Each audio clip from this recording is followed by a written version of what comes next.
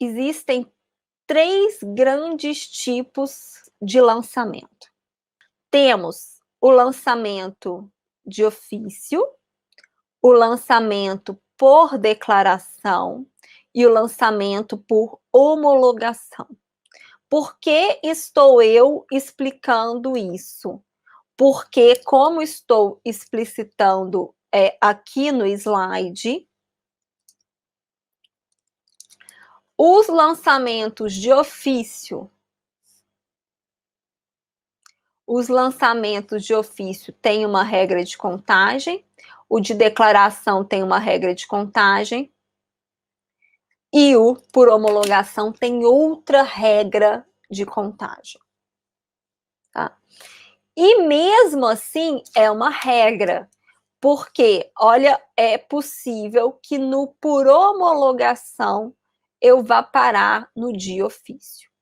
Por isso que é fundamental que eu tenha muita clareza no que é um tributo sujeito a lançamento por declaração, por ofício e por homologação. E essa diferença se constrói basicamente em relação à atuação do fisco e à atuação do contribuinte.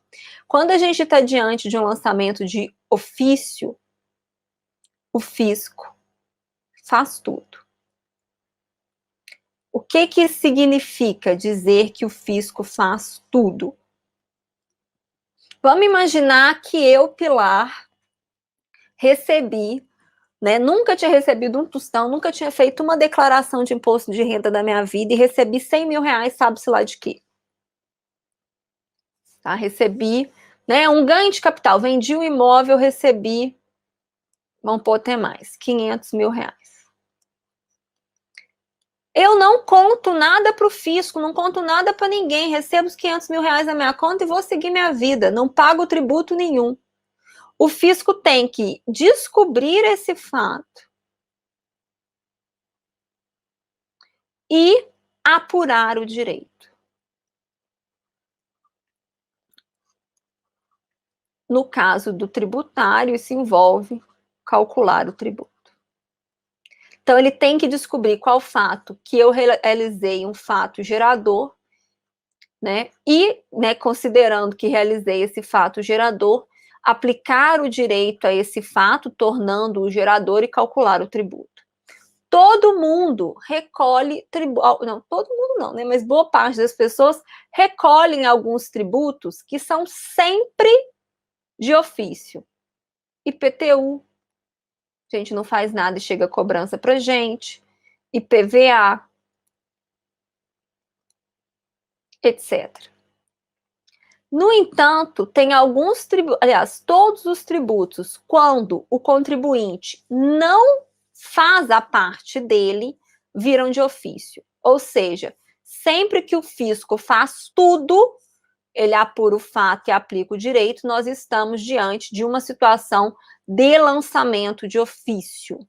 O lançamento por declaração é o tipo de tributo em que o contribuinte informa o fato,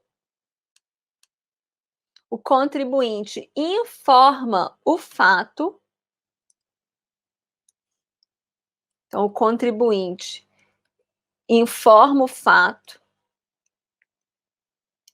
e o fisco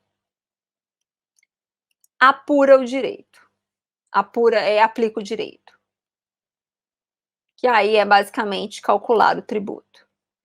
Então, hoje em dia, tem crescentemente menos tributos sujeitos a lançamento por declaração, mas hoje um exemplo bem típico é o ITCD, da sucessão causa-mortes, em que você vai lá e lista o seu patrimônio, patrimônio do falecido, com aquela listagem, o fisco vê se concorda com os valores que você declarou e depois calcula, aplica a alíquota do ITCD. Então, aqui eu tenho, por isso que alguns chamam esse tipo de lançamento misto, porque eu tenho, de um lado, uma atuação do contribuinte e, de outro lado, uma atuação do fisco. E, por fim, eu tenho lançamento por homologação. No lançamento por homologação, no momento inicial, no primeiro momento, o contribuinte faz tudo. O contribuinte apura o fato e aplica o direito. Depois que o contribuinte faz tudo, o fisco tem um prazo para verificar se isso foi feito de maneira correta. E além de apurar o fato e o direito, espera-se que esse contribuinte faça a antecipação do pagamento. Artigo 150 do CTN. Tá lá. Calcula, então aplica, vê o que aconteceu, calcula o tributo, faz o pagamento e o fisco depois tem um prazo para verificar se isso foi feito de maneira correta. Esse prazo é um prazo decadencial. A súmula 555 da STJ mostra para a gente a relevância desse assunto. Por quê?